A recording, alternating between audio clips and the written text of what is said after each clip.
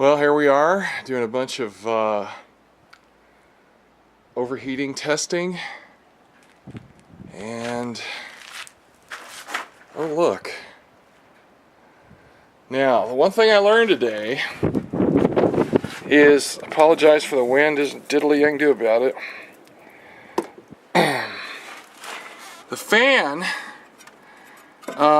when it's hot, and I got this thing up to about, I don't know, 215, no, 211. It was 211 on my Snapon scanner, and this thing was pretty loose. I could reach behind the shroud here, and it was not that tight. Now, I know 211's not super hot, but it should have been moving more air than it was, and it was going to overheat again if I'd let it go any higher.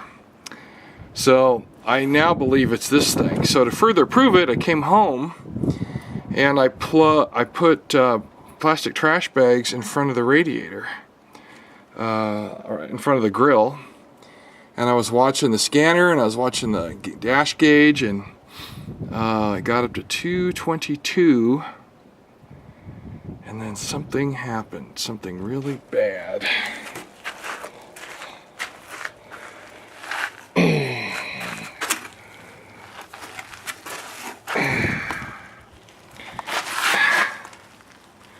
You see these teeth, these brass teeth that are bent over and hold down the plastic, and suddenly they're not holding down the plastic right there anymore.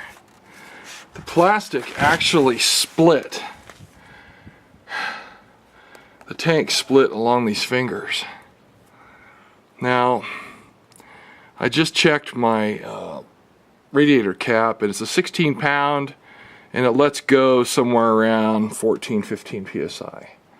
So it's not like the thing was overpressurized into the twilight zone. It let go because it was old.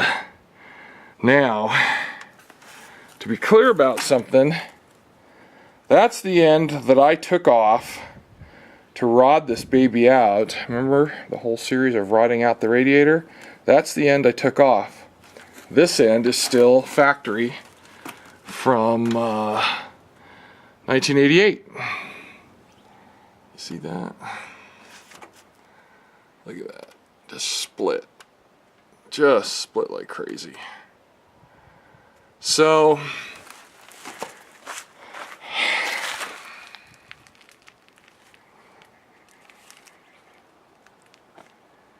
that's not good. So I'm going to call the radiator guy in town, see if he's got a tank like that, and then I'm going to reseal this end. I got that tank from him. It held up fine, but it let go. All the hoses are new, thermostat, the housing, blah blah blah blah blah. I took the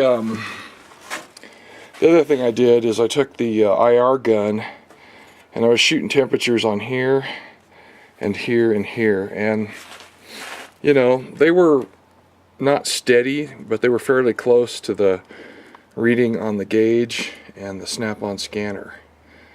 So things were kind of matching up. The other test I did is, a lot of guys will tell you, especially with Renix, that back here, you see that, it's impossible to see right down in here. That's the temperature sending unit for the gauge.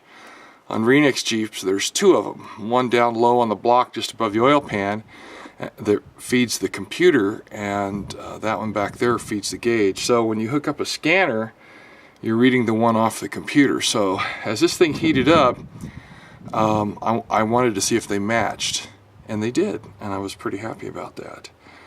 So before I left today, when this thing was stone cold, I left it pointed down the driveway. Driveway's pretty steep up here, so it was pointed down overnight, and I popped that thing off, and it puked fluid, it puked antifreeze everywhere. So it was already bled, at least as far as that is concerned. And then this petcock here, I did that too. As soon as I cracked it, it was pushing fluid. So at least from those signs, and how full the overflow tank is, I think we were well bled. The thing runs really nice and cool, like 160, 180 degrees around town. It's on the highway after you brake 60 miles an hour that it starts to overheat. And I thought maybe it was the belt.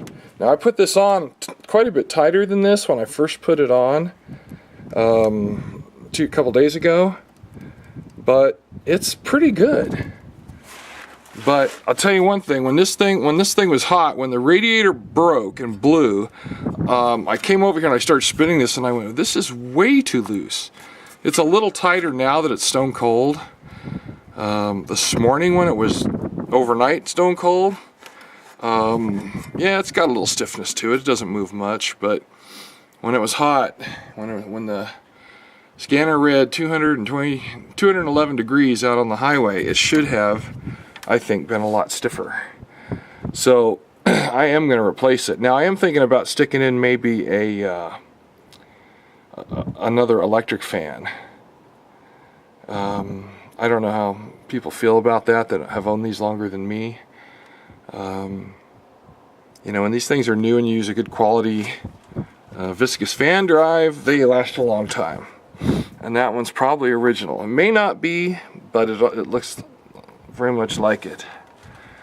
I see a very long upside down part number right there, and that's usually, I think that's factory. I'm guessing, I don't know, it looks factory to me. So anyway, I just finished pulling the radiator out, and that tank is split.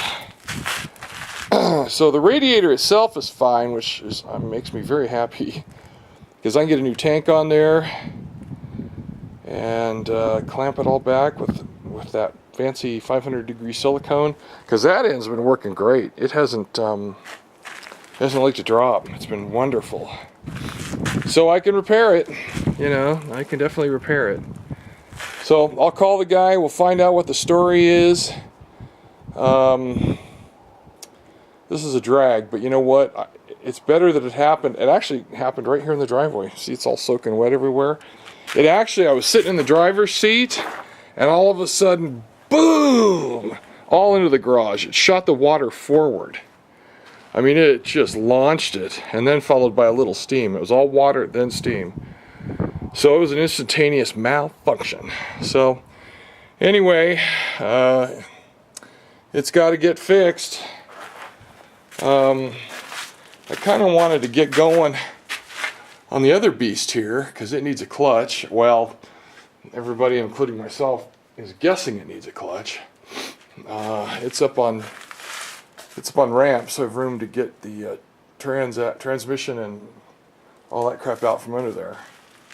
But anyway, here's where we are. We got a cracked freaking tank, and you know, we just went a couple days ago, we went up in the hills, and that would have been a major bummer to lose it up there. So it happened here in the driveway. I just got back from the highway, a 30 mile trip, so I'm happy. If it's going to happen, it happened here under great duress. Now, that test might have been nearly the same as if the air conditioning was running on a 100-degree day. This whole thing would have been about the same temperature it was today. What did I say, 222 degrees? That's real easy to do when you have a 195-degree thermostat. So, one thing I'm going to replace is the cap. I tested it. It tested out to about 14.5 psi. That's not 16. So I'm going to get a better cap. And the other thing, I've been bitten by this a few times. I know some of you have too. New parts don't always function right. And I think that the thermostat was probably working, because when I just puttered through town to get to the highway, the scanner said that it was 195 degrees, the lower thermal sensor. And that's perfect. It's a 195 degree thermostat. So I was like, yeah. So that's probably all right. It was a Murray brand from O'Reilly's. Had a hole in it, you know, a little hole drilled in it and stuff. So I put that facing upward vertically, the 12 o'clock position.